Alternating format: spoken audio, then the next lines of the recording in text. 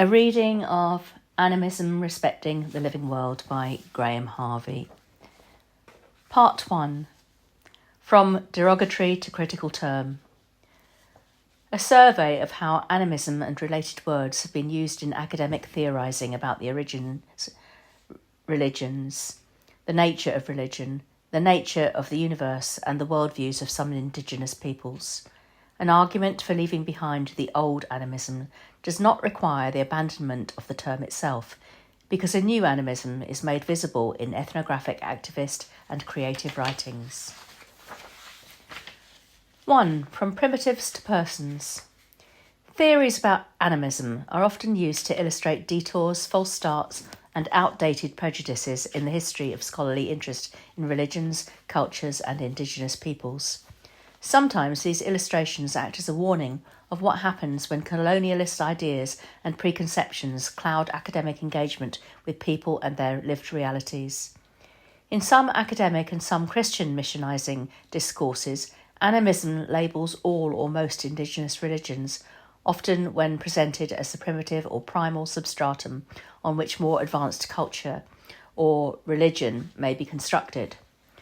On the other hand, a growing number of academics have recently found the term helpful when used in a new and distinctive way. This new usage converges interestingly with the growing popularity of the term as a self-designation among some indigenous and nature-venerating religionists, many of whom are well aware that it can carry negative associations, but reject these in favour of its more positive associations. Of most interest in this book is this new animism. However, this first chapter introduces both uses. It is not intended to be exhaustive or sufficient as a history of the term, but rather to highlight the word's shifting meanings, and in doing so raise issues that generate discussion in later chapters. Foundational figures in each of the two uses of animism are the keys to this chapter's structure. Both were anthropologists. Edward Tylor established the old animism by borrowing a term from earlier scientists and philosophers, while Irving Hallowell's role in the new animism derives in part from the grammar of the Ojibwe people among whom he studied. However, there is a longer history of thought in which these thinkers are embedded. Therefore, the sections of this chapter that discuss their writings are preceded by consideration of earlier scientists and philosophers, and followed by introductions to some other significant names and views in the debate they generated. Stahl's elements. In 1708, George Stahl, a German physician and chemist, theorised that a physical element, anima, vitalises living bodies just as another element, phlogiston, enables some materials to burn or rust. Materials containing more phlogiston, e.g. charcoal, burn or oxidise more easily and more completely than those with less, e.g. metals, just as matter may contain more or less of the elemental burning stuff, phlogiston. It can also contain more or less of the elemental living stuff, anima. Living beings are full of anima. Dead objects have none. The laws to which living bodies possessing anima are subject are different to the laws to which dead or inert materials are subject. Combating strong forms of materialism or psychicalism, Stahl's vitalism postulated that living matter was subject to rules and processes that were different to the physical and chemical ones affecting inert matter. Other than illustrating an understanding that material objects are somehow animated, these alchemical notions have hardly influenced later anthropological theories of animism. The more significant influence is the simpler matter of the adoption of the term animism by Edward Tylor in the late 19th century for a somewhat different theory. Hume's sentiments.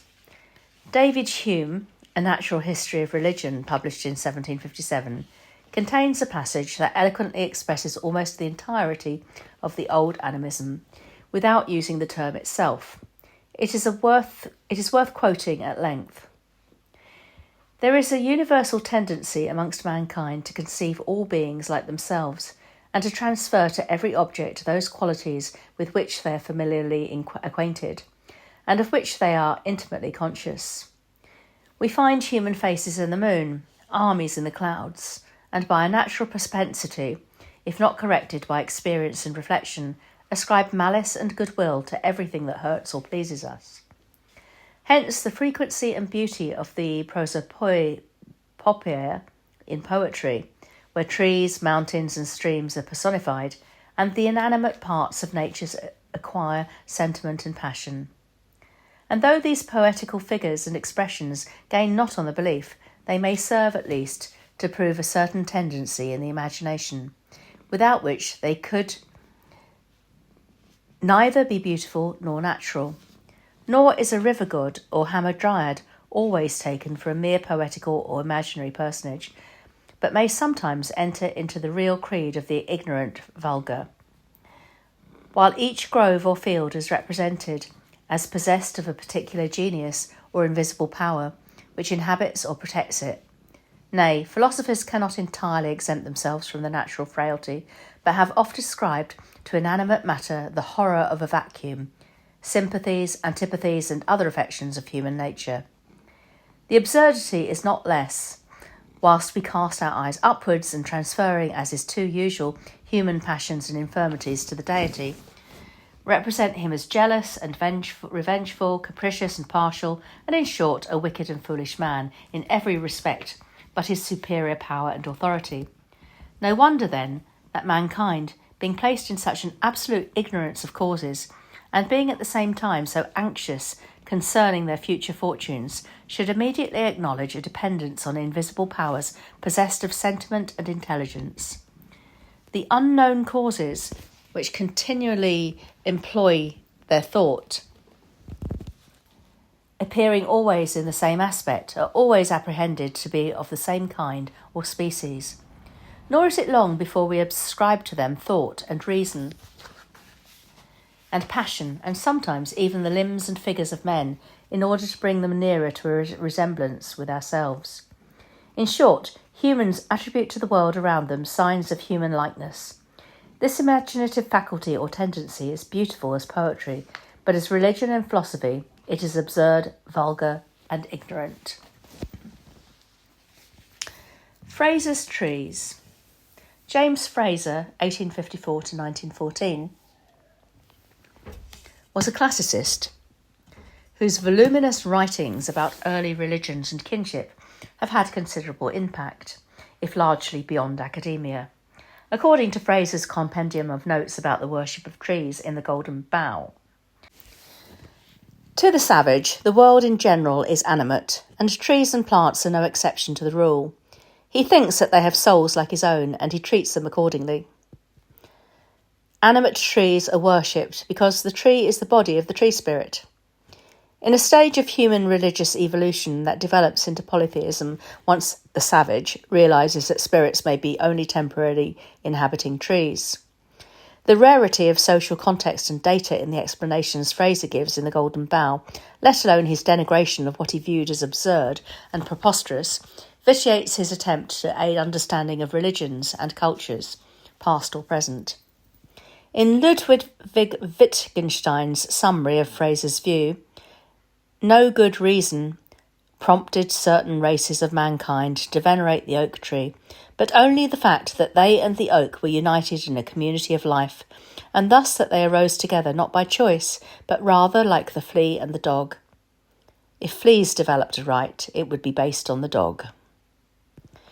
Wittgenstein goes on to note, Fraser doesn't notice that we have before us the teaching of Plato and Schopenhauer. This implies that had Fraser not been so convinced of the superiority of Victorian rationality, he might have made more of existing panpsychism. Tylor's spirits. In 1871, Edward Tylor, often considered the founder of anthropology, adopted Stahl's term animism to label the central concerns and character of religion. For Tylor, animism identifies a primitive but ubiquitous religious category error, namely the belief in souls or spirits, an expansive grouping of entities that are beyond empirical study. Tyler's systematic anthropological exploration of what he called animism was central to his view of human development and his definition of religion. Unlike his Victorian contemporaries, who thought that contemporary religions denigrated from earlier, more exalted ones, Tyler held that they had evolved progressively from earlier, more primitive ones. He argued that some aspects of earlier religions survived, somewhat like fossils within later, higher cultural forms. Tyler considered not only specific religions, but religion per se to be a survival that would and should disappear in the face of objective scientific facts. The scientific study of human cultures would uncover these survivals and point out the mistakes that earlier humans had made but seemed unable to rectify. In explicitly setting out the philosophy of the new science of ethnography, he wrote, "It is a harsher and at times even painful office of an ethnography to expose the remains of crude old culture which have passed into harmful superstition and to mark these out for destruction. The science of culture is essentially a reformer's science." Within ethnography's wide interest in all aspects of human culture, Tyler was particularly concerned with intellectual development as revealed principally by an examination of religions. It was in this context and for these purposes that Tyler offered his thesis that animism was not only the earliest religion, but remained definitive of religion. Religion is an animist mistake about the nature of the world in which people believe in souls or spirits, or discourse about non-empirical beings. Animism was the first significant theory that humans thought and taught to their descendants, i.e., it was not merely instinctive or natural. Animism began and continues as a way of trying to make sense of the world. It is a mythopoetic mode of discourse that explains life and events to those not yet fully acculturated to the practice of rationalist science. Only Tyler's generation and colleagues had gained sufficient scientific ability to look back in time and look around at contemporary cultures to see the mistake that had been and was still being made. Finding a more adequate solution to the curiosity and confusion engendered among the first humans was the goal of Tyler's scientific ethnography. Defining religion, not only its origins, was thus essential.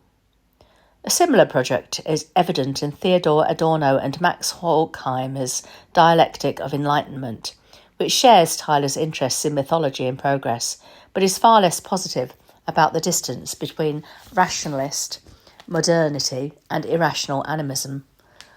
The attraction of animism as the alterity of a faulty modernity is a leitmotif of this book. For Tyler, animism is first a label for what he defines as the essence of religion, i.e. belief in supernatural beings. On the basis of the large amounts of data made available by colonialism, Tyler generated a wide-ranging systematic elaboration of his theory. The system as a whole derives from the fundamental, allegedly universal human doctrine of spiritual beings. Tyler explained that he would have preferred to use spiritualism as a technical term with which to label this system, but could not because that term had become the designation of a particular modern sect, whose views were not entirely typical of what he meant. His approach to animism was certainly influenced by his study of spiritualism, which he viewed as a survival and revival of savage thought. Forced to find another term, he picked up George Stahl's animism, but used it to refer to a theory of souls rather than of life forces. However, despite Tyler's different intentions, he seemed to have reanimated the earlier notion so that many references to animism at least blend belief in spirits or souls with belief in life energies. Tyler's purpose included exploration of the first foundational human intellectual deed, the thought of religion. Primitive people, or savages, theorized from their experiences that inside everything was a soul that gave life to the material form.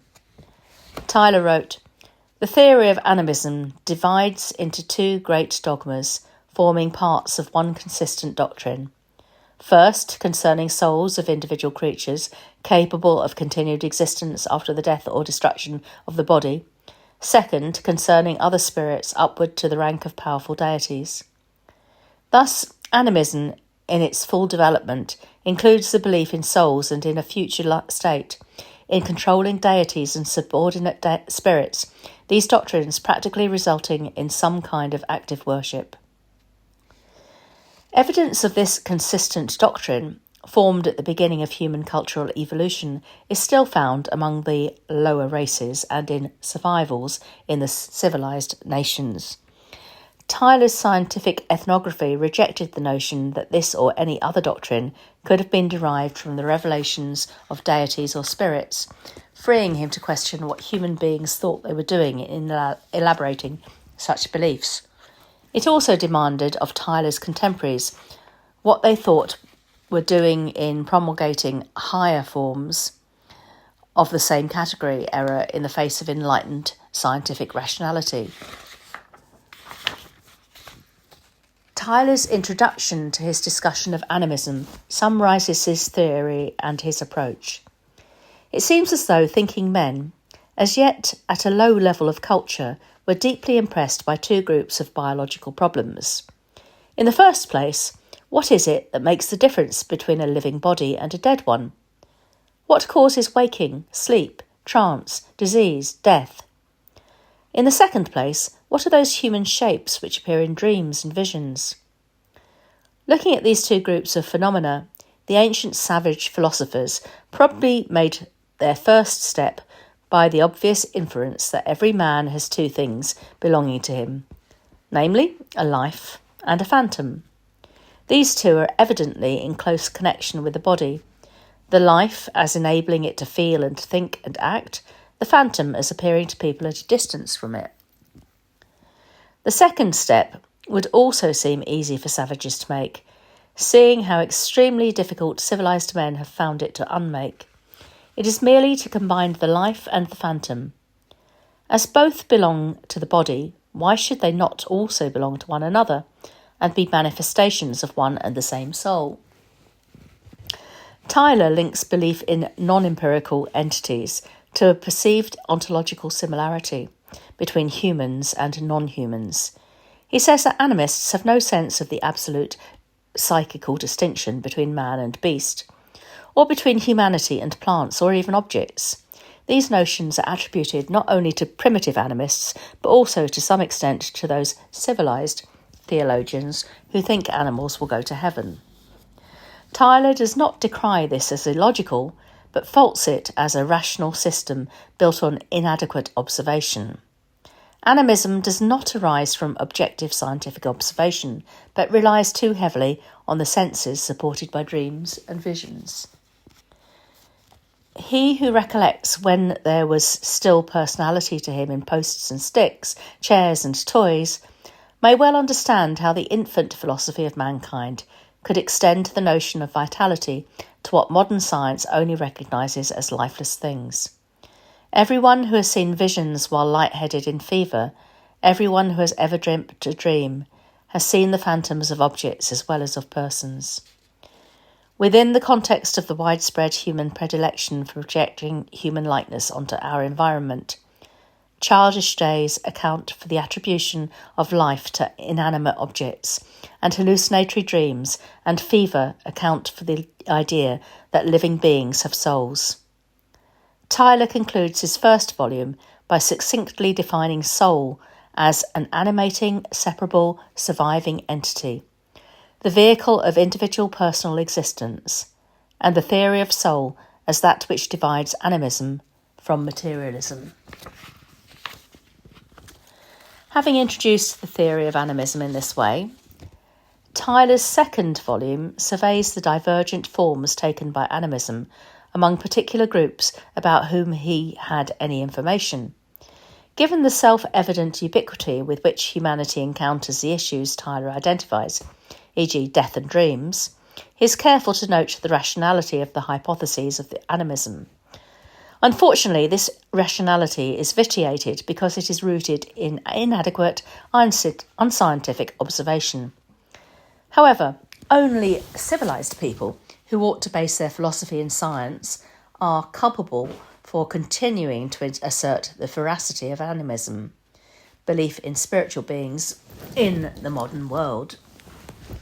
For Tyler, then, animism, the belief in spiritual beings, including the attribution of life to inanimate objects and of souls to animals, is the taxic indicator of religion per se. He inherited the term from others and passed it on without entirely persuading his successors in every detail. Many latched onto animism as a sign of primitive stupidity, rather than a universal rational error, and located it only among savages and children. Thus, animism became a stage in the theory of the evolution of religion, rather than a definition of all religions. Huxley's antagonism. In 1881, Thomas Huxley further clarified the modernist opposition to animism, as allegedly found among primitive men and early modern physiologists. Writing on the views of William Harvey, the physician who demonstrated in around 1628 that blood circulates around bodies, he says, "Here is the doctrine of the pneuma, the product of the philosophical mould into which the animism of primitive men ran in Greece in full force. Nor did its strength abate for long after Harvey's time. The same ingrained tendency of the human mind to suppose that a process is explained when it is ascribed to a power of which nothing is known, except that it is the hypothetical agent of the process, gave rise in the next century to the animism of Stahl, and later to the doctrine of a vital principle, that asylum ignorantiae of physiologists, which has so easily accounted for everything and explained nothing, down to our own times." Now, the essence of modern, as contrasted with ancient, physiological science appears to me to lie in its antagonism to animistic hypotheses and animistic phraseology. It offers physical explanations of vital phenomena, or frankly confesses that it has none to offer. And, so far as I know, the first person who gave expression to this modern view of physiology, who was bold enough to enunciate the proposition that vital phenomena, like all the other phenomena of the physical world, are, in ultimate analysis, resolvable into matter and motion, was René Descartes. Huxley goes further than objecting to beliefs about souls, by seeing Harvey and Stahl's theories as circular arguments and by clarifying his rejection of animism in favour of Cartesian modernity. Maret's powers. Initially, the question of the origins of religion and the character of or nature of religion, as Tyler proposed, kept animism in the linguistic currency of academia. In 1909, Robert Maret challenged the idea that religion began as a theory about souls.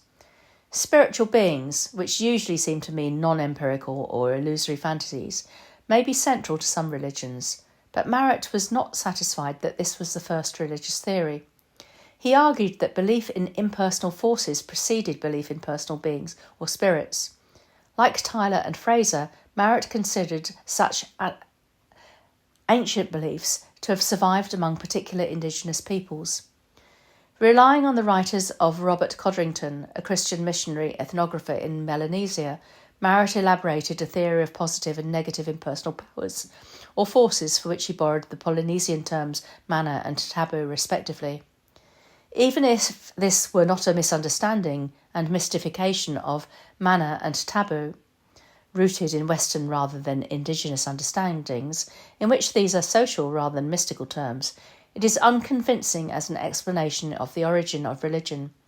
The assumption that beliefs about impersonal forces would have arisen more easily and therefore earlier than beliefs about personal souls neglects the elaborate complexity of both understandings.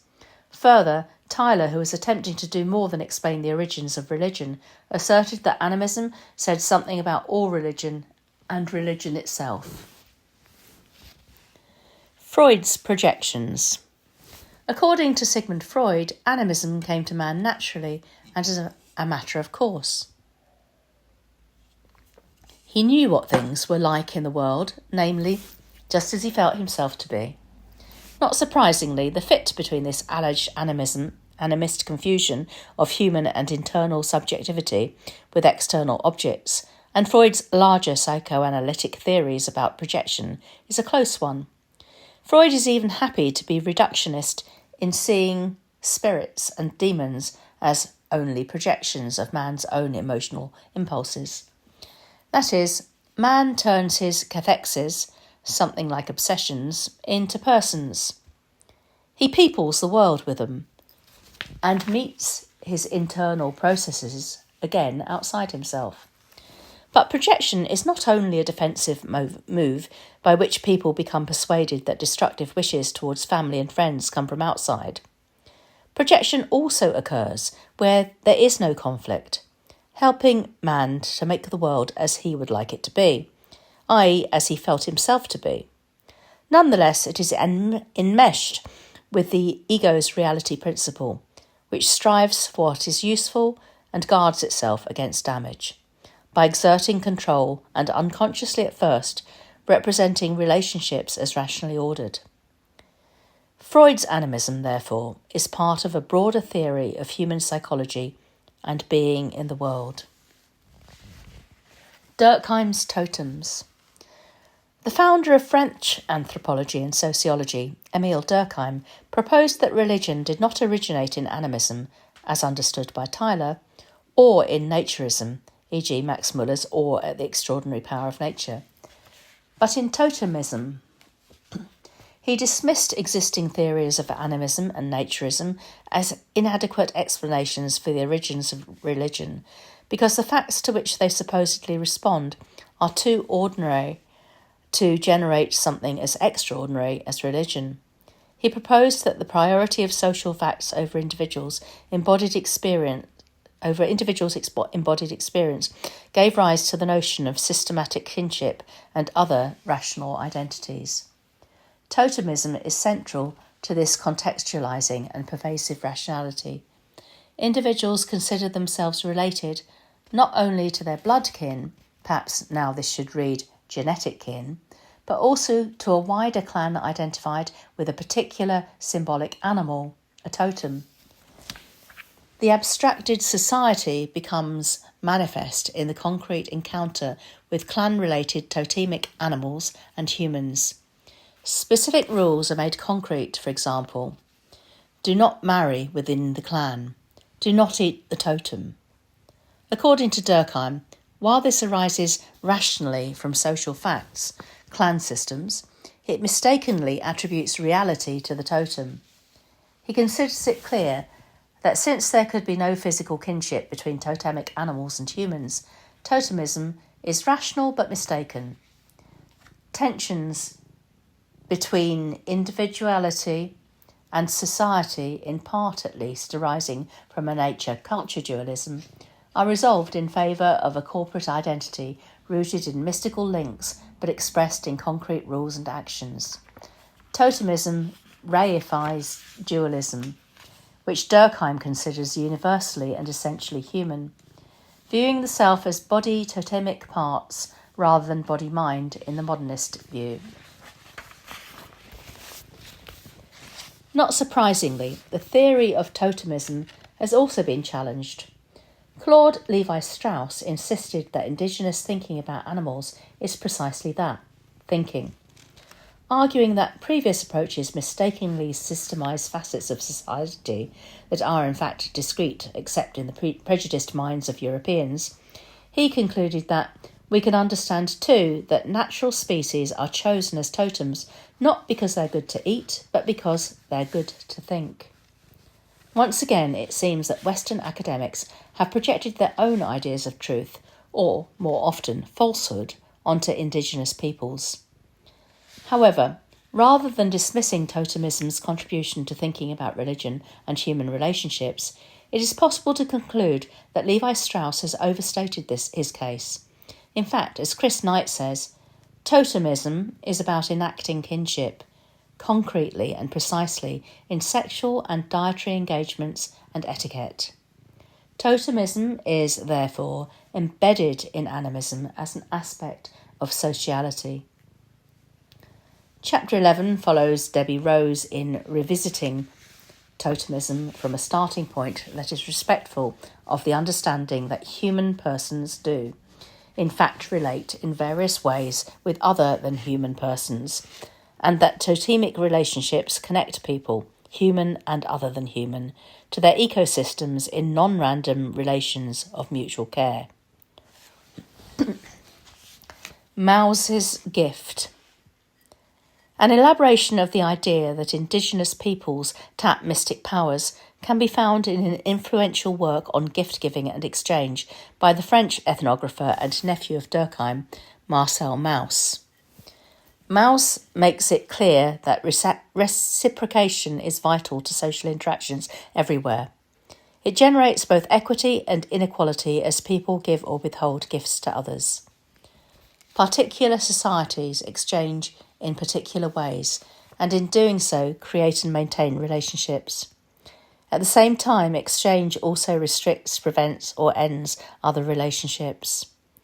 Recipients of gifts are not only obliged to enact the outworking and continuity of their relationships, they are ontologically constituted as related persons by the receipt and reciprocation of gifts. So too are those who do not receive or cannot or will not reciprocate.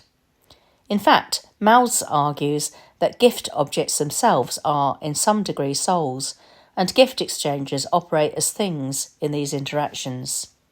If so, gift exchanges are integral to relational definitions of personhood and central to debates about ontology. Mauss understands the Maori term how to refer to a force inherent in the thing given which compels the recipient to make a return, or to the spirit of things and in particular of the forest and the game it contains. However, just as mana is not a force whose mystic voltage can be tapped, so how is not analogous to electrical currents seeking the closure of a circuit. In Maori understandings of the way of life is, or ought to be, how is understood as the abundant product of a gift or act, or its return.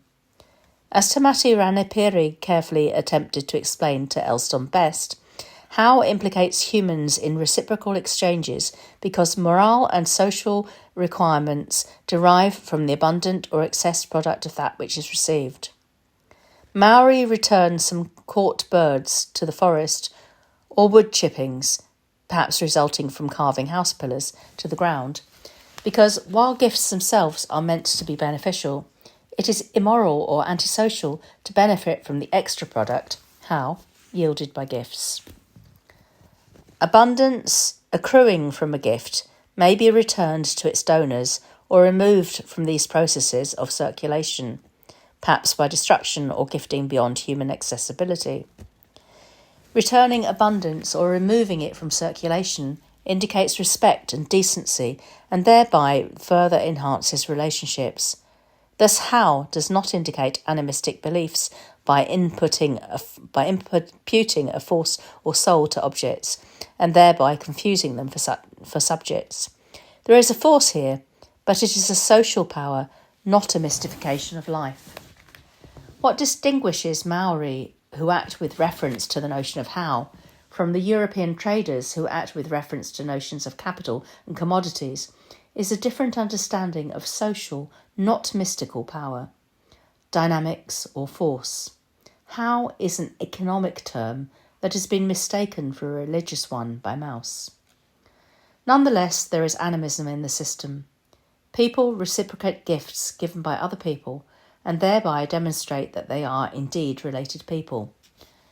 By acting towards other people in particular ways, people enact personhood and can become better or more noble, elite or respectable persons.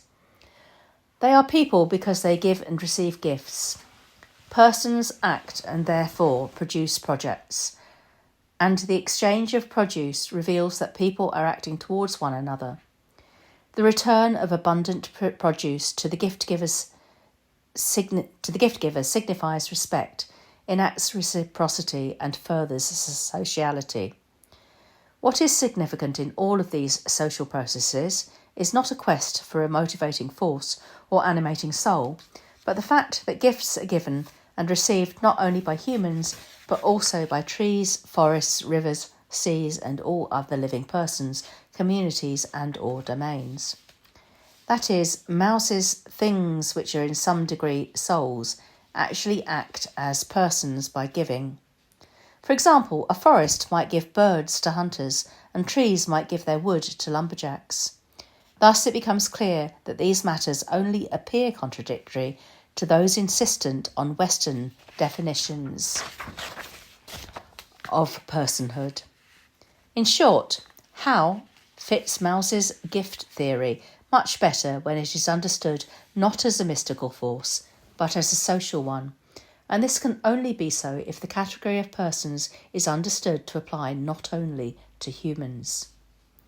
Alan Shrift brings together an exciting group of gift theorists in his invaluable advance towards an ethic of generosity. At the centre of the essay is the work of Marcel Mauss, but that of Georges Bataille and Martin Heidegger is also vitally important. At issue is the nature of gifts, the processes of exchange, and the nature of persons who give and receive gifts. Broadly, these reinforce the conclusions that can be drawn from Mauss. Persons are relationally constituted and present to others as gift exchangers. They also make possible further reflection on what might be achieved by bringing Western and Indigenous points of view and experience into dialogue. For example, Marilyn Strathern not only discusses understandings of that which animates or gives vitality to persons, especially lands, as persons, she also initiates a dialogue between Indigenous and Euro-American points of view on issues such as reproduction, productive technologies, and the nature of selves, individuals, persons, and gifts.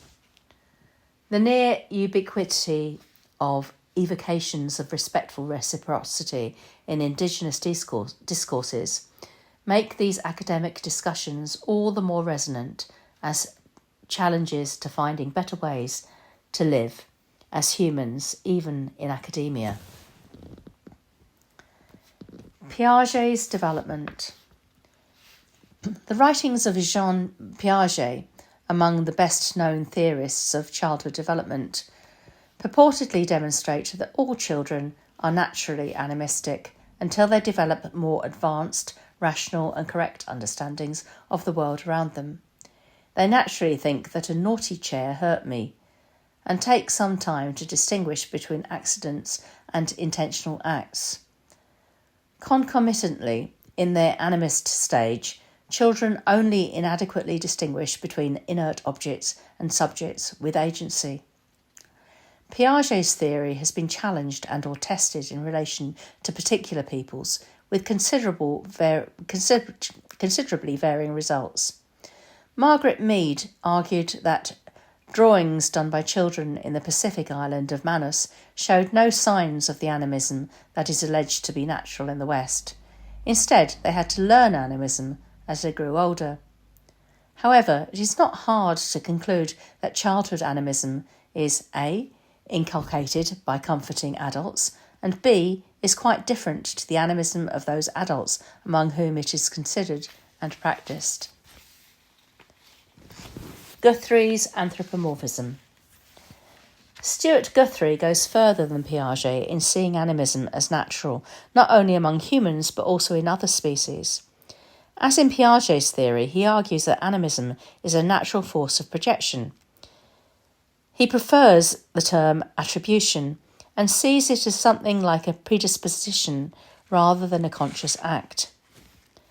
He claims to offer a new theory of religion, which sees animism as a ubiquitous evolutionary strategy that is best exemplified among humans in the process of anthropomorphism. Scanning the world for what most concerns us, living things and especially humans, we find many apparent cases. Some of these prove illusory. When they do, we are attributing life to the non-living, or anthropomorphizing, attributing human characteristics to the non-human.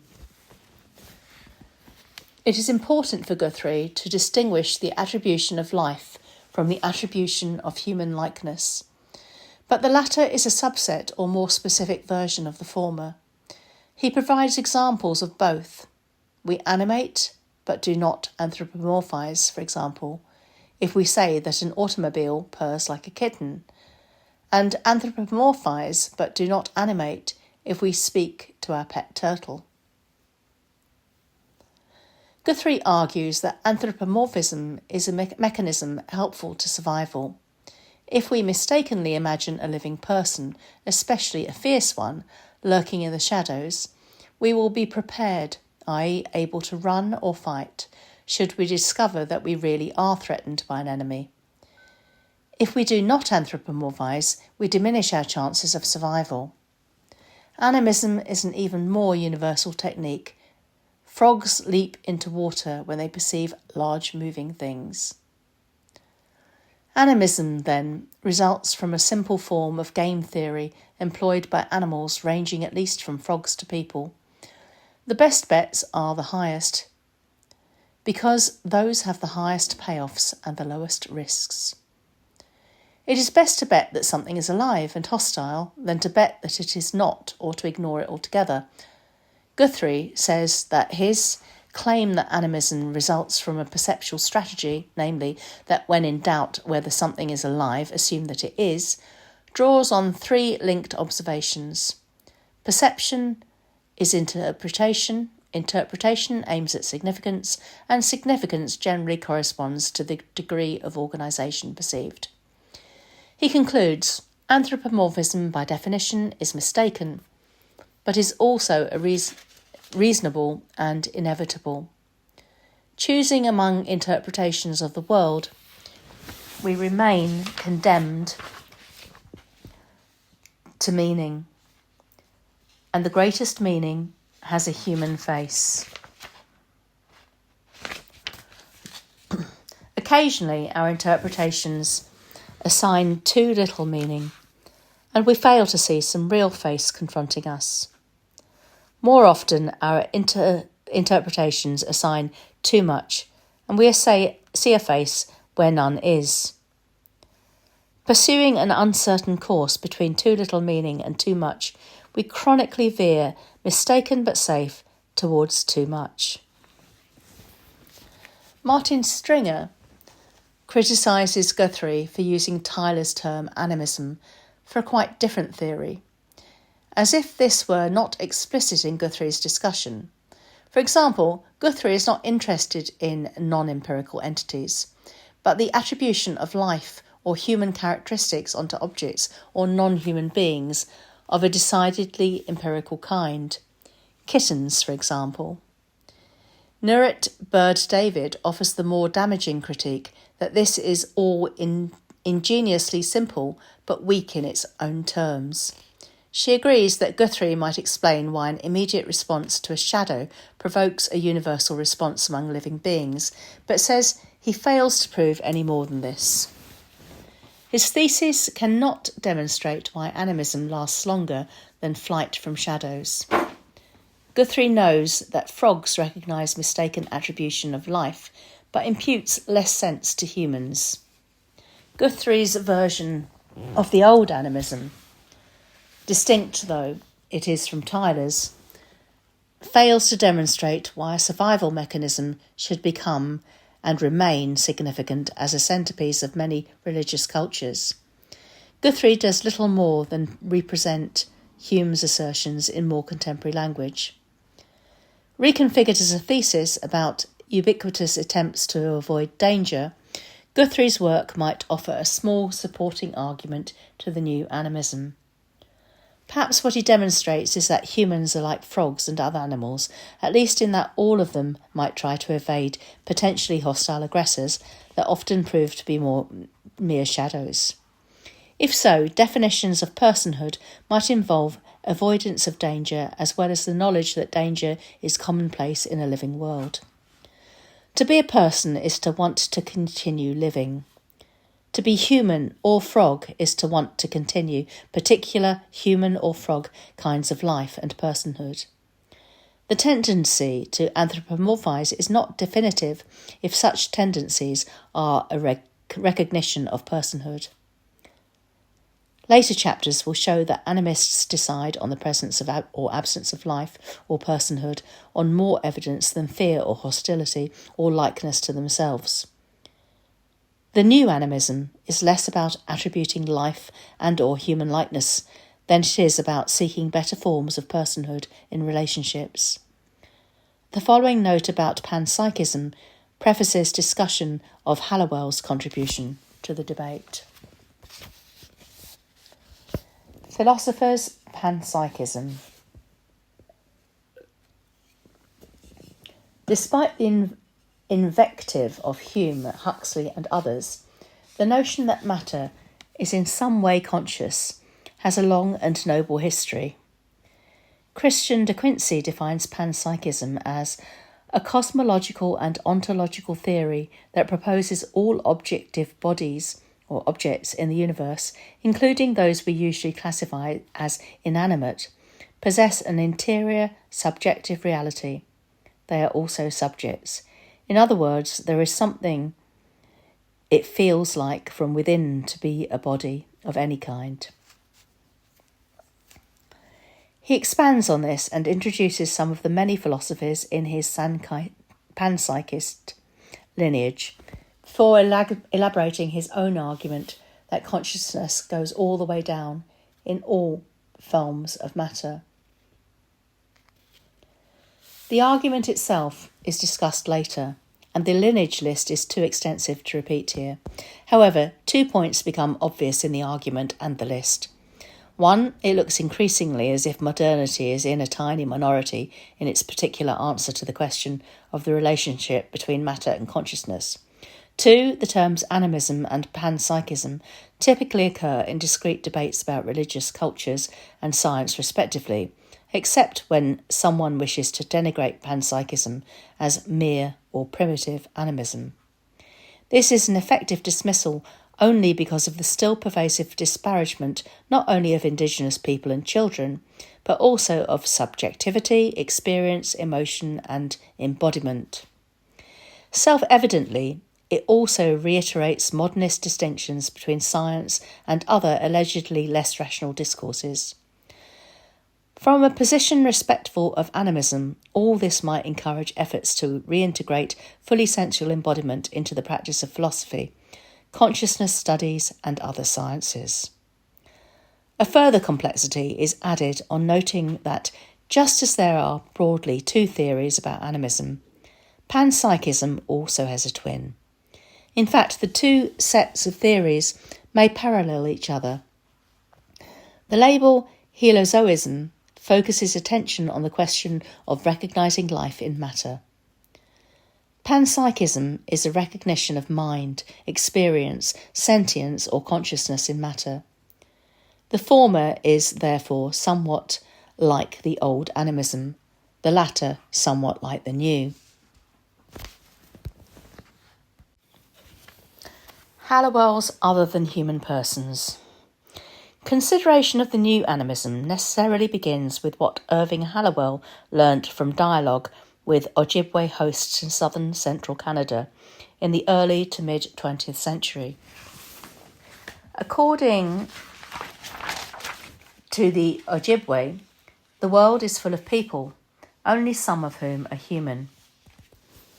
However, it is mistaken to see this as a projection or attribution of human likeness or life-likeness onto inanimate objects. While they do distinguish between persons and objects, the Ojibwe also challenge European notions of what a person is. To be a person does not require human likeness, but rather humans are like other persons. Persons is the wider category, beneath which there may be listed subgroups such as human persons, rock persons, bear persons, and others. Persons are related beings constituted by their many and various interactions with others. Persons are willful beings who gain meaning and power from their interactions. Persons are sociable beings who communicate with others. Persons need to be taught by stages, some marked by initiations, what it means to act as a person. This animism, minimally understood as the recognition of personhood in a range of human and other than human persons, is far from innate and instinctual. It is found more easily among elders who have thought about it than amongst children who still need to be taught how to do it. In learning to recognise personhood, animists are intended, by those who teach them by whatever means, to become better, more respectful persons. That is, humans might become increasingly animist, reaching beyond the minimal definition. As throughout life they learn how to act respectfully, carefully and constructively towards other persons.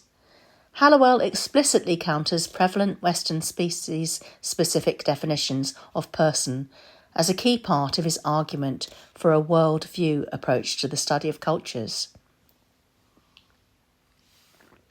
Insistence on the priority and veracity of one culture's understanding compromises understanding of contrasting ways of experiencing and understanding the world.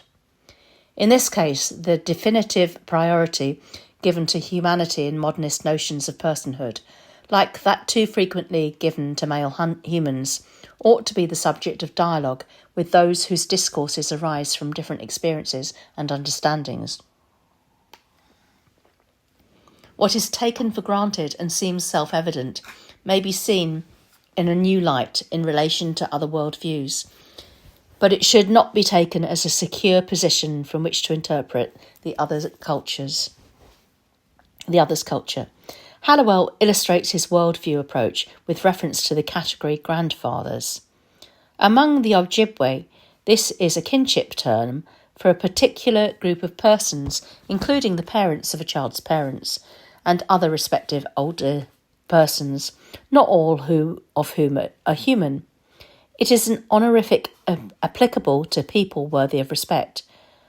Both sets of grandfathers, human and other than human, can be said to be functionally as well as terminologically equivalent in certain respects. The other than human grandfathers are sources of power to human beings through the blessings they bestow. Human grandfathers give names that they have obtained from other than human grandfathers to human grandchildren, who are not necessarily bloodkin. They may also impose taboos as conditions of blessings. Human grandfathers are what they are and do what they do, because this is what all grandfathers do. Humanity and biological kinship are only aspects of their relationships. Ontological similarity with all other grandfathers underlies the ontological similarity between blood or genetic kindred. Grandfathers are those who are listened to, who communicate matters of significance, who inculcate respectful living and teach skills. Grandfathers are persons with power and gifts to bestow. Within these broad generalities, particular grandfathers act in these ways towards particular grandchildren because of more specific affinities defined by proximity of kinship or residence. An understanding of Ojibwe kinship that insisted on only referring to human grandparents as grandparents would misunderstand or misrepresent Ojibwe culture and lifeways. While the vital significance of location is not always foregrounded by Hallowell, it is always implicit in his regular reference to the particular communities in which his research took place. Similarly, Hallowell acknowledges the particularity of seasons and times, significant aspects of personal life, as well as of cultural traditions, when discussing the class of narratives that might be called myths or sacred stories. These are also treated or encountered as living other than human persons, indeed as grandfathers deserving respectful attention. Their own status and expressed desire is one of the reasons why they're told and heard only in the winter, another being that they tell of other persons whose dangerous presence might be invited by invoking them at inappropriate times. Persons exist in particular places and times, and there are important reasons for noting this. But Hallowell's purpose was to enable a more general dialogue. This generality might lead to a misunderstanding that Hallowell defends a utopian, unlocated worldview or an essentialism misrepresenting observable phenomena or lived realities. If he had done so, he would not, of course, have been alone. Much of the comparative reflection of academia's project has been facilitated by ignoring local specificity in favour of global generality. Certainly, the aliveness of the lands is the greatest challenge to Western worldviews, and a full dialogue will build on Hallowell's discussion of the aliveness of all who live as well as in particular lands or places. Such a dialogue will also need to pay attention to Hallowell's overuse of inverted commas around some words carrying Ojibwe meanings. These can misleadingly suggest a rejection of Indigenous points of view rather than a struggle to represent in written form a dialogue between Ojibwe and Euro-American worldviews. Hallowell's imputation of animism to Ojibwe is very different to earlier quests for humanity's original primitive religion. It arises from within the acts and language of Ojibwe life, discussed more fully in Chapter 2. For example, Hallowell notes that stones are not only grammatically inanimate, but in particular cases have been observed to manifest animate properties such as movement in space and opening of a mouth. A particular stone might be acted towards as if it were a person, not a thing. This more careful and nuanced version of animism, expressed in Indigenous lifeways, is foundational to all that follows in the argument of this book about Indigenous animism. Anthropologists' revisitation. The influence of Hallowell's work on more recent researchers interested in Ojibwe and Algonquian religious cultures is illustrated in books as different as Terry Smith's The Island of the Anishinaabeg and Ken Morrison's The Solidarity of Kin. It is also evident in Nurit Bird David's revisitation to the concept of animism and its uses in various anthropological writings. The introduction to her essay challenges modernism, intellectualism, and evolutionism as she confronts the presumption that Indigenous notions and practices are foolishly erroneous. Building on Hallowell's argument, she reflects on her fieldwork in a community in South India. Her use of the Nayaka term Devaru illustrates how radical a challenge Indigenous notions offer to Western culture, whether its views are taken for granted or theorised. She explains that Devaru should not be translated as spirits because this derives from the spirit-body dualism of the modernist person concept, nor supernatural beings because this derives from Western ideas of nature. Her suggestion of superpersons rather than Hallowell's other than human persons attempts to avoid the possible implication that humanity is somehow definitive of personhood. However, superpersons does not entirely escape the problem because it requires an understanding of what ordinary persons might be like. Hallowell's phrase is rooted in understandings of ontological similarity rather than difference and does not assume that any particular kind of person is definitively ordinary. Implicitly, at least, it acknowledges the priority of close relationships over more distant ones. From a tree's point of view, there might be tree persons and other than tree persons. But Hallowell is a human addressing humans, so other than humans remains useful. A reconsideration of totemism in Chapter 11 will argue for the vital inclusion of other than human persons as close kin in animist clan sociality. Bird David's essay focuses on local senses of Devaru. Devaru is objectification of sharing relationships. Devaru in the world and Devaru as performance characters. and concludes by summarising animism as relational epistemology. Not only does she challenge Western approaches and understandings, she also forcefully presents indigenous alternatives. She offers cutting trees into parts as the epitome of modernist epistemology and talking with trees as the epitome of Nyacky animistic epistemology. Talking is shorthand for a two-way responsive relatedness with a tree. Rather than speaking one way to it, as if it could listen and understand, talking with stands for attentiveness to variances and invariances in behaviour and response of things in states of relatedness, and for getting to know such things as they change through the vicissitudes over time of the engagement with them. The mutuality of paying attention to changes both in oneself and in trees are essential, engaging the morality of responsiveness and responsibility. In contrast with Tyler and Guthrie, Bird Davies offers a theory that the ubiquitous tendency to animate arose and arises from socially biased cognitive skills. We do not personify other entities and then socialise with them, but personify them as, when, and because we socialise with them. Recognising a conversation with a counter-being which amounts to accepting it into fellowship rather than recognising a common essence makes that being a self in relation with ourselves.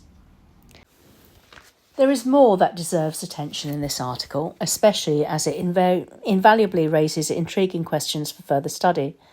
By paying attention to the particular ways in which specific communities understood person concepts, it establishes a solid foundation on which dialogue can flourish.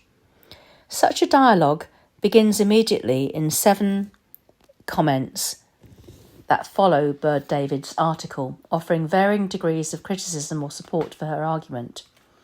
In her reply, Bird Davies attempts to clarify her intention to retrieve animistic practices from the pigeonhole religion, a process that might have been better served by liberating the notion of religion from much earlier anthropologizing. In reply to Eduardo Viveiras de Castro, she stresses that contrast between animist discourse and dualist dichotomies without denying the heuristic value of contrasting particular worldviews, ontologies, or epistemologies. The comments of Brian Morris and Alf Hornberg allow Bird Davies to restate the role relational epistemologies have played in challenging Cartesian objectivism. She also clarifies the dual focus of her revisiting as an examination of a particular animistic community in which a relational epistemology enjoys authority, and as an argument about the continuity of relational ways of knowing in modernity despite their loss of authority. This dialogue also enriches understanding of animism by noting, among other things, that relationships can include enmity and that oppositional relationality can be formative and central to some animistic practices. Understanding of personhood is also enriched in debates about human relationships with the world and places, especially environmentalism, and in reference to the term divisible, which Bird Davies uses to mark human indivisibility from the world. Indeed, the ubiquity of relationality is demonstrated by Morris with reference to concepts such as male, female, humans, and nature. Western and Indigenous.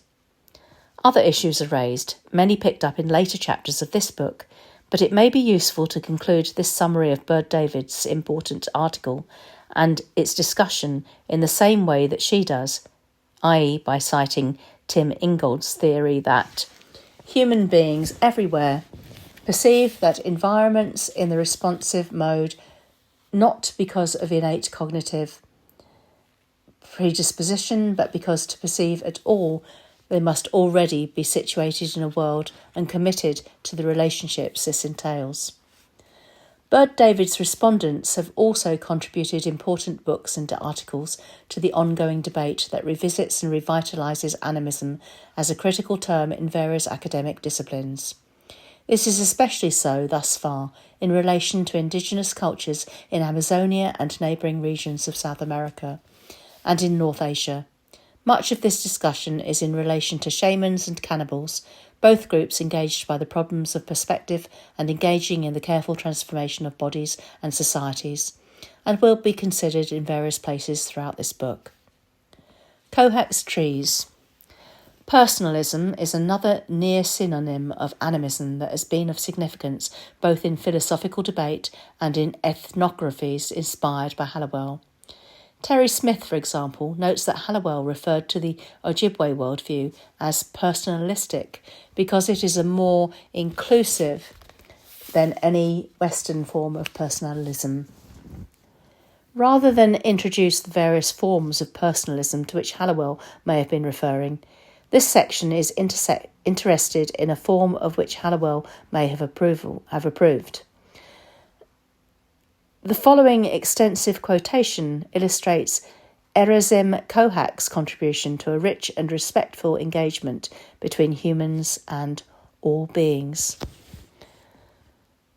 I do not believe that Whitehead's recognition of the subjective aim of all beings constitutes a panpsychism, the attribution of a psyche to all material entities. Perhaps it is because, in the radical brackets of the forest clearing, nature does not present itself as material, waiting to be endowed with a psyche to merit ontological dignity. Here, the dignity of the world of nature, of the lichen-covered boulders, no less than of the old badger and the young oak trees, is the primordial starting point.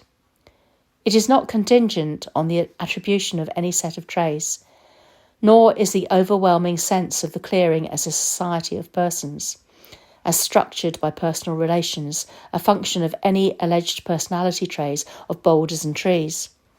It is far more an acknowledgement of the truth, goodness and unity of all beings, simply because they are, as they are, each in his own way. That is the fundamental sense of speaking of reality as personal, recognising it as thou, and our relation to it as profoundly and fundamentally a moral relation, governed by the rule of respect.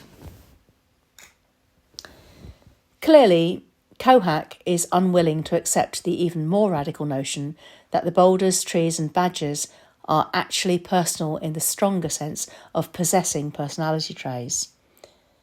As Terry Pratchett writes in one of his Discworld fantasies, one of the recurring philosophical questions is, does a falling tree in the forest make a sound when there is no one to hear?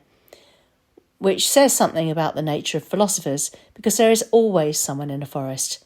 It may only be a badger wondering what that cracking noise was. Similarly, perhaps, the nature writer Annie Dillard worries, what if I fell in a forest? Would a tree hear? Whether these writers intend it or not, they suggestively point to the fuller personality of those encountered in the world.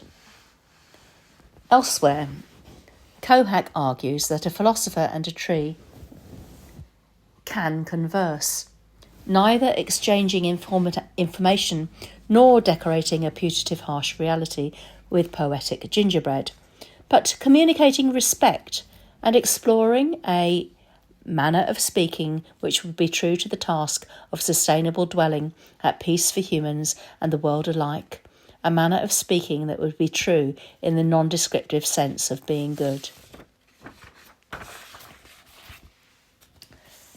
Kohak's personalism is a significant encouragement of respectful encounters between humans and other than humans.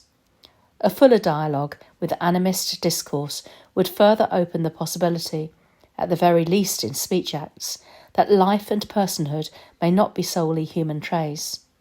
Particular indigenous people, some pagans and other animists, for example, are more insistent about the ability of trees to communicate information in ways that Kohak doubted.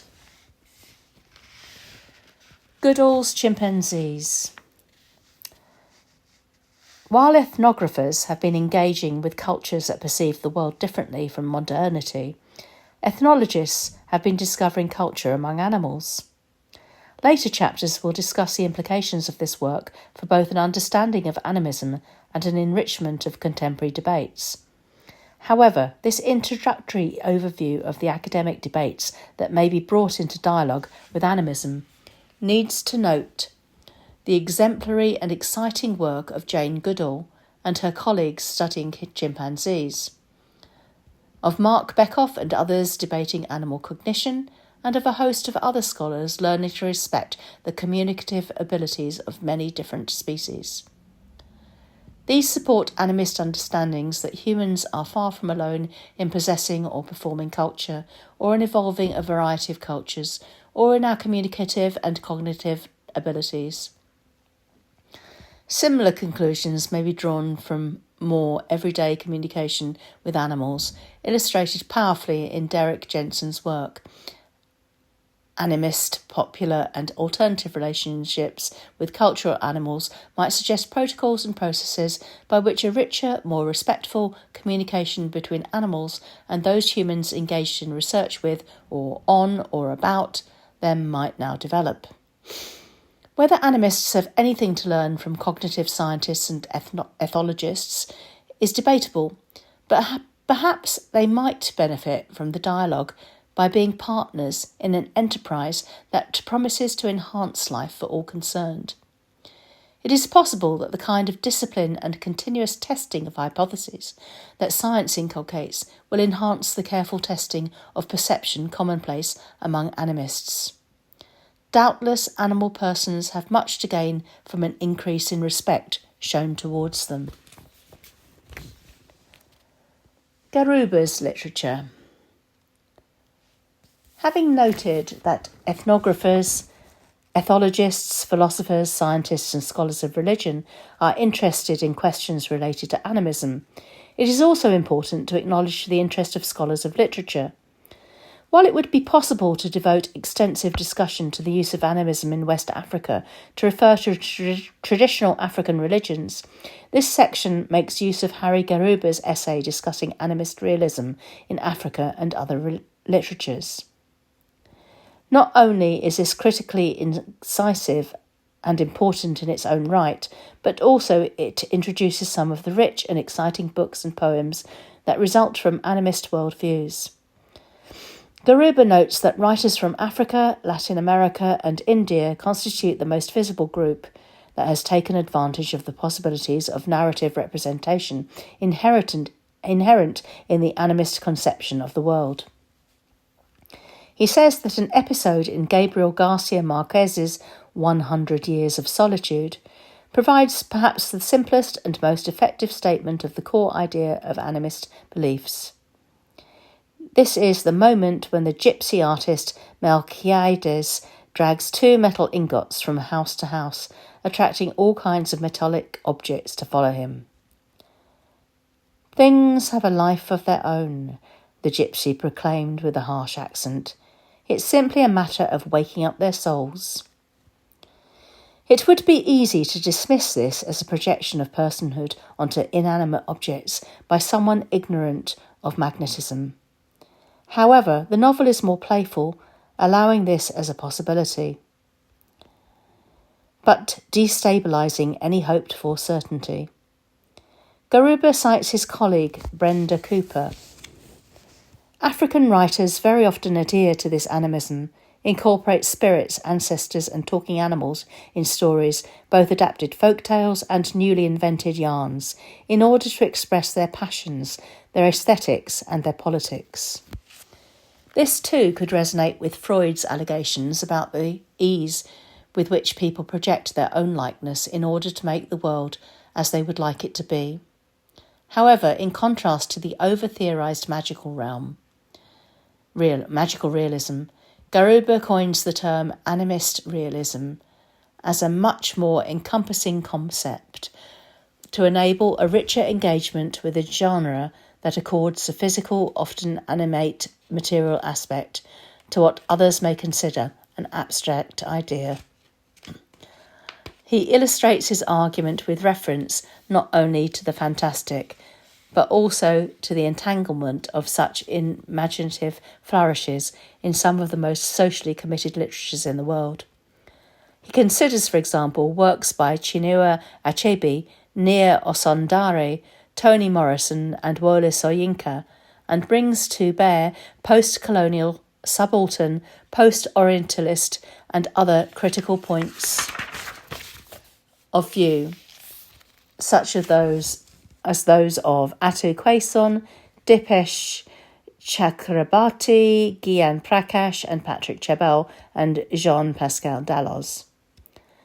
While this list could be extended considerably, it may be more useful to draw attention to two trajectories made visible by Garuba. First, these animist realist poets and novelists draw on an indigenous resource base, or more broadly, to orality. Thus, they're also worth considering in light of Walter Ong's discussion of orality and literacy. Second, animist logic subverts this divisive and oppositional binarism and destabilises the hierarchy of science over magic and the secularist narrative of modernity by reabsorbing historical time into myth and magic. Whether or not Garuba's animism is that of Hallowell, Bird David and others, it shares similar positioning and possibilities in relation to the dominance of modernity and the challenge of alternative paradigms. It also demonstrates the rich possibilities of considering animist literatures. Quinn's levers. While it might be interesting to trace similar animist possibilities in popular and non-elite literatures such as fantasy fiction, again, this could become an extensive project. However, Daniel Quinn has elaborated another angle on animism in a series of didactic novels, talks, and internet sites. He is quoted as having said, "When people ask me to explain animism, I tell them that if they're really interested, they should read the story of B. I wrote that book to explain animism." In brief, Quinn attempts to provoke a creative and cooperative revolution against the dominating and destructive culture that presents itself in the form of civilization, modernity, or the West, as self-evident, necessary, and natural. He portrays the dominant culture as one of taking, established on the devastating effects of totalitarian agriculture and genocide. He asks readers to consider how things got to be this way, and whether they're really necessary, let alone good. Along with various characters in the books, sympathetic readers might be persuaded that the root problem is the notion that the world is a resource for human use and benefit, a resource for the taking. Whatever is not desired for the taking is subject to destruction, having first been categorised as weeds, vermin, primitive cultures, and so on. Quinn does not oppose all this with a naive celebration of primitivism. Sometimes he explores alternative understandings of hunter-gatherer and other cultures, but typically portrays the majority of human cultures, historically and now, as levers, letting the rest of his community of humans, plants, animals and other life live. He argues that the task is not to go backwards, especially because other cultures are contemporary with and other than modernity, not previous or preliminary to it, but to reach forward and imaginatively construct a newly animist culture. In one summary, he writes, "Anyone who views the world as a sacred place and humans as worthy of a place in a sacred place is an animist." Fundamentally, then, Quinn's animism is a view of the world as a place shared by all living beings that stands in radical contrast to a view that falsely only perceives exploitable environments and resources. Environmentalists' participation. In her suggestions for pursuing the argument further, Bird David says that schools such as deep ecology, social ecology, and ecofeminism Envisage an all-encompassing moral community constitutive of humans and non-humans. Since some of the most significant contributors to these communitarian and participative ecologies will be discussed in later chapters, this broad survey simply cites 2 examples. Like Quinn, David Abram seeks to understand how some humans decided that there was a difference between culture and nature, and how they distinguished themselves from the majority of human cultures. In The Spell of the Sensuous, he proffers a powerful argument about the role of literacy in creating deepening and maintaining these separating gulfs. More interesting and positive, however, he demonstrates that this gulf remains largely ideological. Humans are inescapably part of the living material world. Our conscious, sensuous bodies place us intimately in participative relationships. Even if Abraham is correct in seeing literacy as problematic, his eloquent writing and his ability to cite others, passionately engaged authors, is further evidence that the Cartesian split is not such a gulf after all. Val Plumwood's eco-feminist and biographical essay, Being Prey, offers another point of view on the alleged difference between humans and other than humans persons. As Plumwood discovered in The Jaws of a Crocodile, humans are prey. Others may seek to think like a mountain in meditative and imaginative exercises, but Plumwood makes it abundantly clear that nature or members of that community have a point of view too. There are differences between particular kinds of person, but these need not be theorised to the benefit of humanity.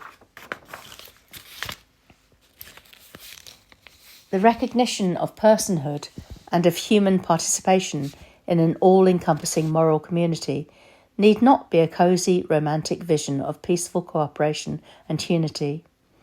Not only is enmity relational, but persons can be prey and or predator. What is also interesting about Plumwood's survival story is that she reflects on the use or abuse of her experience by those who do not share her eco-feminist point of view. Thus, Plumwood resists categorization as a feminized victim of an aggressive, depersonalized nature in order to further elaborate a vital vision of the possibilities of being human as persons who are expected to respect boundaries, protocols, and desires held by the wider community of life. Recognizing animisms. Although there are good reasons for listening to calls for the term animism to be abandoned, there are better reasons to celebrate its reclamation and reapplication. The term has been part of the battery of prejudice with which Indigenous peoples have been assaulted. This being so, it is arguable that even the old negative use of the term should be kept, carefully fenced in and surrounded by warning signs, as an example of the participation of academics in the power politics and ideologies of their cultures.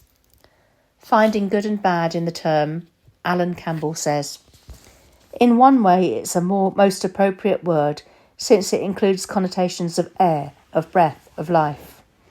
Hence we might be able to see everything in the world around us as animated, not inert or distant from us, but endowed with vigour and liveliness as we are. In another way, the word is a disaster." Tyler's encouragement of the destruction of others' cultures exemplifies the disastrous and repugnant complicity of academia in colonial assaults.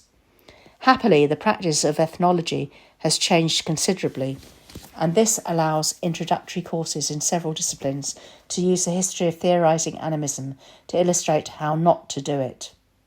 However, although this chapter has not attempted to be a complete survey, its discussion of some of the significant theorists and theories constellating around the term animism leads to the conclusion that animism is a real phenomena.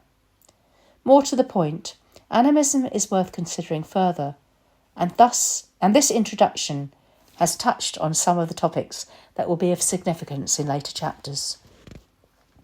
The purpose of the remainder of this book is to demonstrate that animism is useful as a label for some actions, relationships, understandings, rhetorics, narratives, performances, constructions, worldviews, and lifeways. Having moved on from assertions of primitive superstition and the imputation of childish category errors, it is now possible to build on the works of Hallowell, Kohak, Viveros, De Castro, Bird David, Quinn, and others. Having once thought of itself as an objective study of others, academia has more recently engaged in self-reflection, attempting to understand itself and its own relational context. The most recent trends are towards a more radical participation in dialogical conversations. These promise to contribute to a fuller initiation of academia back into the community of life, and a fuller reaching towards respectful living as both humans and persons within that community. In turning from the colonialist projects and discourses of academia's ancestors, this book aims to contribute to the ongoing reanimation of a term and of respectful academic engagement with our living, sensuous, communal, and sometimes fragile world.